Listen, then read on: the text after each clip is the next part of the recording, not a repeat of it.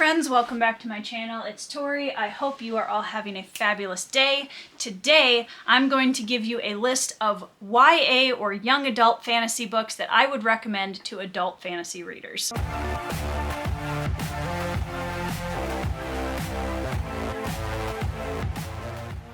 I'll be the first person to tell you that I struggle with YA fantasy. I used to read a lot of it and I got so burned out because YA fantasy was a genre that just had so many things in it that I got really tired of. That being said, I still believe that there is an incredible amount of good YA fantasy out there, and I happen to have a stack of books next to me that prove that. I'm going to show you 7 books that I love and I would, without hesitation, recommend to my adult fantasy reader friends. The first book I'm going to recommend is The Graveyard Book by Neil Gaiman. I had no idea what this was, and someone told me that it is literally Neil Gaiman retelling the Jungle Book, but in a graveyard. Who doesn't need that in their lives? Honestly, this book is wonderful. It is incredibly short. As you can see, it is a very fast-paced read. The characters in this book are so vibrant and so fun, and the entire graveyard is basically a neighborhood of characters, and they're all raising this little boy who survived the murder of his family,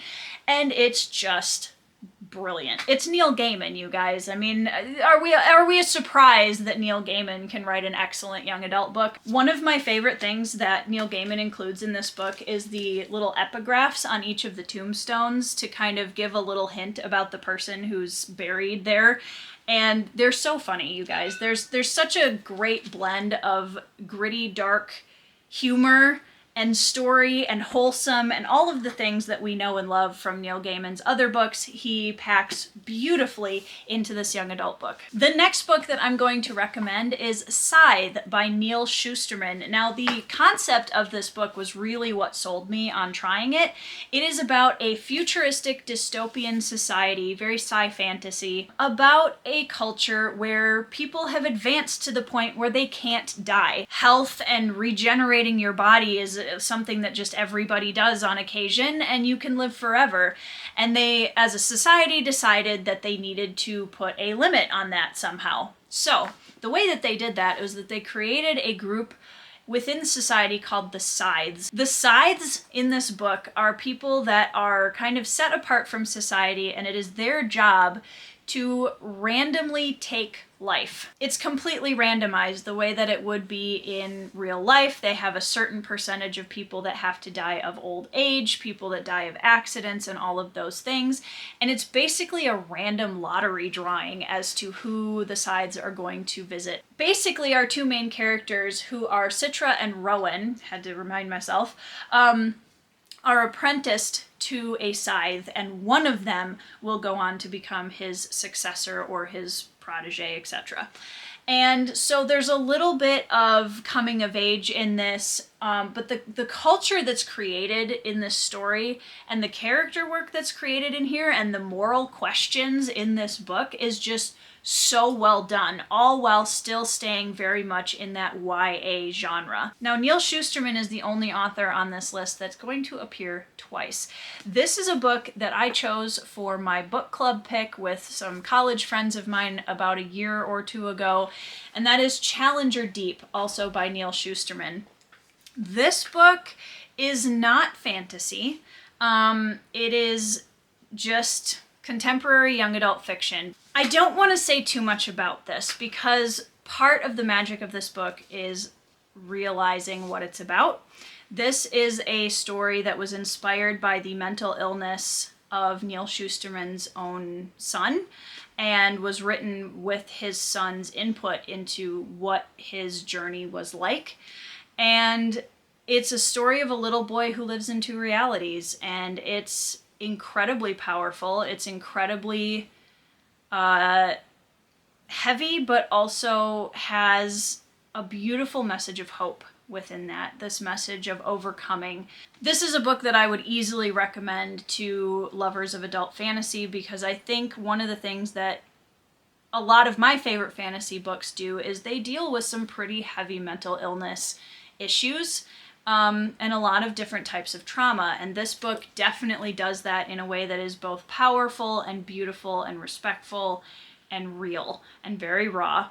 And yeah, I can't recommend this one highly enough. Next up on the list, I have This Savage Song by V.E. Schwab. This one I find kind of interesting. I think it dips a little bit more toward the young adult fantasy romance feel. The romance subplot in this isn't incredibly overpowering, to be fair.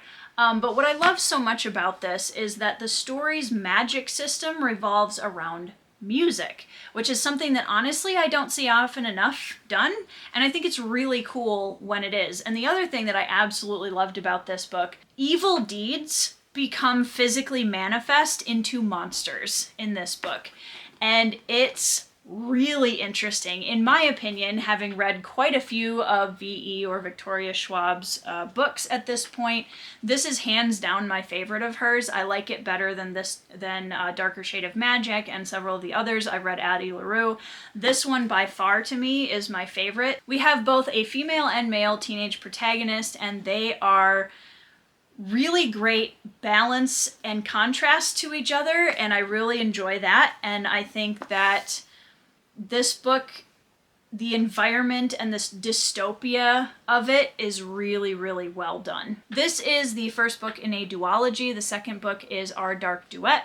I didn't like that one as much as the first one, but honestly, they're still both very good. Next up on my list is Ender's Shadow. Now, I know that Ender's Game is usually the one that people talk about when they talk about Orson Scott Card's incredibly vast amount of work. Ender's Game I enjoyed. I really liked it. It was very good. Then I read Ender's Shadow. If you're not familiar at all with the story of Ender's Game, basically it's a future sci-fi novel in which a young boy who is genius level intelligent is brought up to a space station and trained to become a war general. That's the overall gist. The humans are trying to fight back against a race of alien bug creatures, essentially. And I'm not going to say much more about it than that because there's a lot of reveals that I don't want to give away. But in any case, Bean is one of the characters that Ender meets in his training up on the space station, and this is Bean's origin story and subsequent perspective on all of the things that happened in Ender's Game. This is the one that I fell in love with. I really liked Ender's Game, but Ender's Shadow is the one that I recommend to people. Bean has that kind of Oliver Twist, Artful Dodger vibe to him. He grows up in the streets. He's intelligent in a completely different way than Ender is, and he is a survivor to the max.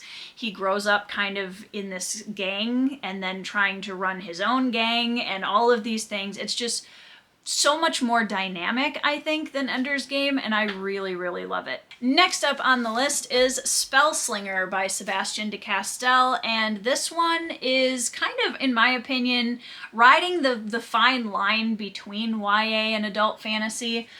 First of all, I absolutely love these covers. These are the non-US edition covers, and I wanted them because they're beautiful. I have not read any of the subsequent books in this series, so I will only be talking about Spellslinger for this. Kellen is our main protagonist. He is a young man who is training to become a mage, so we kind of open in this very soft magic school environment, but the problem that Kellen has is that he's running out of time because he has to be in his first mage battle to kind of prove himself and become a full-fledged mage, and his magic is not showing up, and that's a problem. He makes a very drastic decision in the beginning of this book to kind of save himself and put his life on a different path. Then he gets thrown in with a character named Farius Parfax, who is a very cool character. You can see her on the bottom of the book cover here, and she is kind of like a gender bender version of Gambit from the X-Men universe. She like fights with a deck of cards, and it's very cool. It's essentially Gunslinger, but spells and mage work instead. So anyways, I thought this was a really fun read, and at some point I'd really like to get back into this series. But I'm going to show off this cover one more time just because it's absolutely stunning. I do remember there being quite a fabulous animal companion in here as well. All right, the next one in my pile is Brandon Sanderson's Skyward.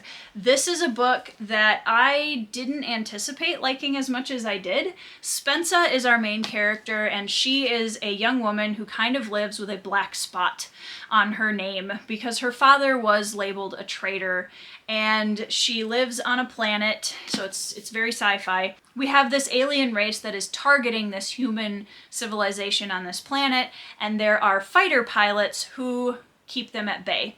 Spensa wants to become a fighter pilot like her father was, and she's trying to get into the training school, but with the black mark on her name, she has to run through some extra hoops and hurdles to get there. Spensa is, in my opinion, a really great character. I think she is a little bit like the archetype of Vin. If you've read Mistborn, there are some similarities there for sure. But I actually think I like Spensa better a little bit. She's a very hardworking character, and she's a never give up kind of character. She is very sassy because she's a teenage girl, you know. But also the non-human characters in this book are just fantastic. It is great. We have a sentient spaceship, and we always love those, and there are some creatures in this book that are great. Sanderson did a really great job too. I grew up listening to my grandpa's World War II fighter pilot stories because he was obsessed with fighter planes and wanted to be a fighter pilot and wasn't able to for reasons. I grew up listening to stories of aerial battles and looking at pictures and documentaries of World War II airplanes. And so seeing a lot of the battle structure in this book was really very cool in its own right, but also had a little bit of nostalgia for me because it brought me back to all of the stories that I'd been told growing up. Those are my recommendations for YA books that would appeal to adult fantasy readers. If you've read any of these books, please let me know down in the comments. And also please let me know if you have any recommendations for me of YA books that you think would appeal to adult fantasy readers that I might want to pick up. I hope you guys are having a fantastic week. I hope you are having 5-star reads, and I will see you in the next video.